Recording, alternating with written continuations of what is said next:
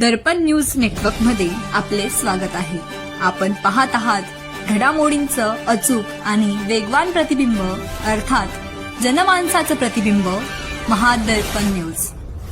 मध्येच राज्याचे लाडके उपमुख्यमंत्री आपल्याला असे अचानक सोडून जातील याची कल्पना कोणीही केलेली नव्हती आणि महाराष्ट्राला खूप मोठा चटका लावून गेले, धक्का देऊन गेले।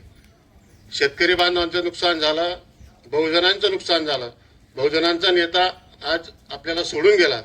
म्हणून एक आपलं कर्तव्य आहे, कार्यक्रमात थोडा चेंज करून आपण सगळ्यांनी मिळून त्यांना 2 मिनिटं उभे राहून श्रद्धांजली अर्पण करावी, नंतर पुढचा कार्यक्रम आपला सुरू होईल। या कृषी मेळाव्याला उपस्थित सन्माननीय मान्यवर शेतकरी बंधू, हा दुर्ग शर्करा योग म्हणावा लागेल। हा कृषी मेळावा आणि त्या मेळाव्यामध्ये महाराष्ट्र शासनाने ज्यांना कृषी भूषण म्हणून संबोधित केले असे सुरेशजी पिरण पाटील, त्यांचे केडीवर विशेषज्ञ आहे असे आपल्या कार्यक्रमाला उपस्थित आले। 7 मिलिंद पटेदारजी, त्यांनी एमपी मध्ये एक क्रांती निर्माण केली आहे। एक नर्सरीच्या माध्यमातून शेतकऱ्यांना नवनवीन प्रयोग करून एक्सपोर्ट कैसा करता येईल याच्यासाठी मिलिंदजी पाटीदार जी ने बहुत अच्छा काम किया है। ऐसे वक्ता हमारे बीच में उपस्थित है, उनका ही आज सुनना है, मेरा ज्यादा सुनना नहीं है, मैं तो आपके बीच ही रहने वाला हूं। आज या कार्यक्रमाला युवराज अप्पा आणि पूर्ण परिसरातील प्रत्येक खेड्यावरची सरपंच, सरपंच, पदाधिकारी आणि मोठे शेतकरी या ठिकाणी उपस्थित आहेत। सोबत माझे गुरु राहिलेले आरेख पवार सर, जे आता कृषी सहाय्यक आहेत, आणि नीलेश पाटिल सर ये उपस्थित है। जिनका नाम लिया वो मेरे मुखाग्र पे, और जिनका नाम नहीं ले पाया वो मेरे हृदय और अंतकरण में समाये हुए। ज्यादा समय नहीं लेते हुए मैं अपनी बात को रखता हूं।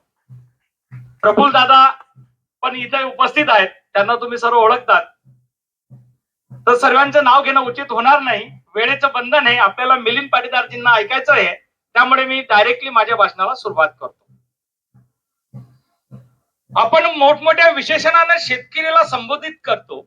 शेतकरी राजा, बळी राजा, अन्नदाता म्हणून शेतकऱ्याला विशेषणं दिली जातात, पण या शेतकरी राजा, ज्याला राजा म्हटलं जातं, त्या राजाकडे कुठलाच अधिकार नसतो।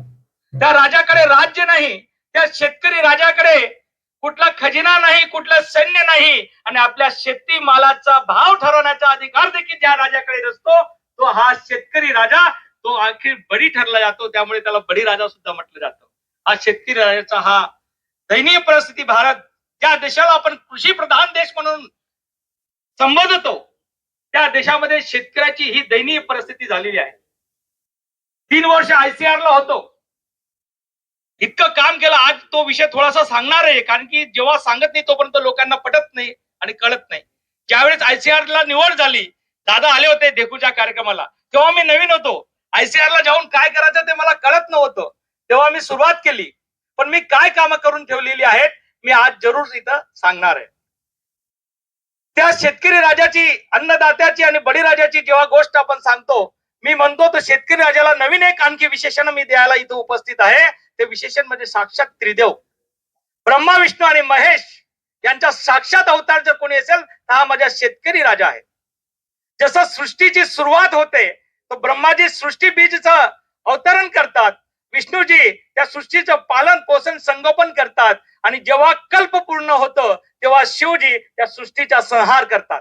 तसा आमचा हा शेतकरी राजा जमिनीत बीज टाकतो, ब्रह्माचे काम करतो, त्याला वेळेवर खत पाणी फवारा मारतो, विष्णूजींचं काम करतो, आणि जेव्हा पीक पूर्ण होतं, तयार होतं, त्याला कापण्याचं काम देखील माझा शेतकरी राजा करतो। म्हणून मी शेतकरी राजाला त्रिदेव म्हणतो, ब्रह्मा, विष्णू, महेश म्हणतो। आलेल्या सर्व शेतकरी बांधवांचं मी मनापासून या दैवत गावाच्या नगरीमध्ये, या पावन भूमीमध्ये स्वागत आणि अभिनंदन करतो। दिनेश जी पाटिल सर, उनकी स्पीच सुनने के लिए हम लोग बहुत देर तक बैठ सकते हैं, उसके लिए बहुत बहुत धन्यवाद सर। आपने जो जितना मोटिवेशन हमको दिया है। शेती स्वतः खांद्यावर पंप घेऊन आणि शेतीमध्ये राबराब राबून आपल्या मुलांना चांगले संस्कार देऊन त्या काडी आईची सेवा करणाऱ्या माय माऊलींना इथं बोलून त्यांचा सन्मान आपण केला गेला पाहिजे, या उद्देशाने आम्ही आज यांचं कृषी गौरव पुढील सन्मानित व्यक्ती आहे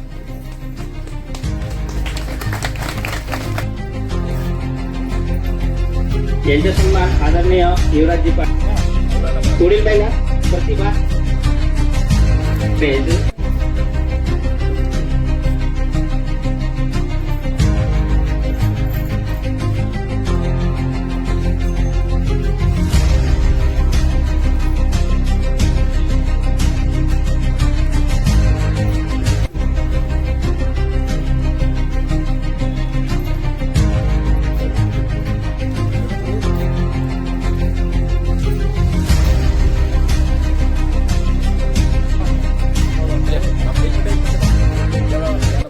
यांनी खांद्याला खांदा लावून म्हणतो आपण त्या पद्धतीने खांद्याला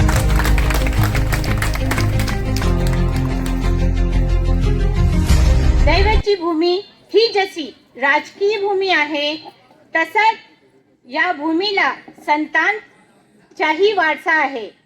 जसा राजकारणात माजी आमदार स्वर्गीय बापूसो गुलाबराव पाटील, स्वर्गीय अण्णासो उमराव पाटील, स्वर्गीय महादुनाना माळी, तसंच संतांमध्ये मोतीराम बाबा, सुनार बाबा, शंकर महाराज, खंडोबांचे भक्त दगानाना यांचा देखील वारसा लाभलेला आहे. आजच्या या भव्य कार्यक्रमाप्रसंगी आपल्या परिसरातील शेतकऱ्यांना अनमोल व बहुमूल्य मार्गदर्शन देण्यासाठी श्री मिलिंद पाटीदारजी या ठिकाणी आले. त्यांच्या मी किमया एग्रो सोल्युशनच्या वतीने आभार व्यक्त करते.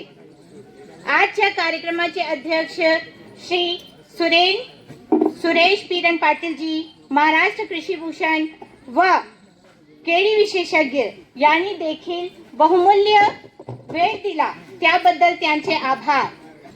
तसेच या कार्यक्रमात श्रीमती प्रतिभाताई पाटील, आमचे पोलीस पाटील आहे दैवतचे, उपस्थित राहिले, त्यांचा देखील आभार. कृषी सहाय्यक R.H. Pawar sir, Nilesh Patil sir यांचा देखील आभार. तसेच आमच्या गावातील माय माऊली ज्यांनी शेतात राबून आपला परिवार घडवलं, त्या सर्व माय माऊलीचा आभार. परिसरातील आलेले ज्येष्ठ श्रेष्ठ नागरिक, नेते, सरपंच, गावाचे पदाधिकारी आणि सर्व शेतकरी बंधू यांनी देखील उपस्थिती दिली, त्याबद्दल त्यांचे आभार. कार्यक्रमचे इतकं सुंदर संचालन करणारे जिजाबराव माळीजी यांचा देखील आभार.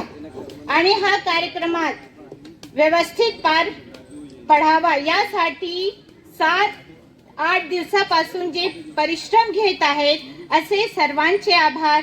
सुभाष बापू, मोहित दादा, शिवाजी आबा, भागवत दादा, अनिल पाटील दादा, प्रवीण आबा यांचे सर्वांचे आभार. माझ्या कंपनीचे व्हाईस प्रेसिडेंट आहे श्री दिनेश पाटीलजी आणि MP महाराष्ट्राचे पूर्ण स्टाफ इथं आलेले आहेत आणि त्यांनी जे काही केलं त्यांच्या सर्वांचे आभार. टेंटची व्यवस्था करणारे इतकं सुंदर डेकोरेशन ज्यांनी केलं भगवान अप्पा माडी यांचे पण आभार. पत्रकार मोरे साहेब इथं आलेले आहेत, यांचे आभार. सुरुची भोजन ज्यांनी व्यवस्था केली आहे असे महाजन दादा यांचे पण आभार. सर्वांना माझी विनंती आहे, जेवण केल्याशिवाय जाऊ नये. आता सर्वांचे आभार, धन्यवाद. तुम्ही इतकं वेळ इथं दिला, तुम्ही सर्वांचे आभार. धन्यवाद. मौजे दैवत गावाची पोलीस पाटील सौ प्रतिभा सुभाष देसले. आमच्या गावामध्ये आमचे गावाचे भूमिपुत्र तसेच छत्तीसगड निवासी आमचे लाडके पुतणे श्री दिनेशजी देवरे सर, तसेच त्यांच्या सौभाग्यवती आमच्या सुनबाई संगीता देवरे, हे आपले आज कार्यक्रमाचे होस्ट त्यांनी आमच्या या ठिकाणी केले. ते क्रिमिया लिमिटेड ग्रुप यांच्यातर्फे आमच्या सर्व गावातील समस्त ज्येष्ठ श्रेष्ठ शेतकरी बांधवांसाठी अतिशय सुंदर कार्यक्रमाचं आयोजित या ठिकाणी आज करण्यात आलं. या कार्यक्रमामध्ये फक्त आमच्या दैवत गावातीलच शेतकरी नाही तर आजूबाजूला 4-5 सर्व गावातील शेतकरी बांधवांना आम्ही या ठिकाणी आयोजित केलं.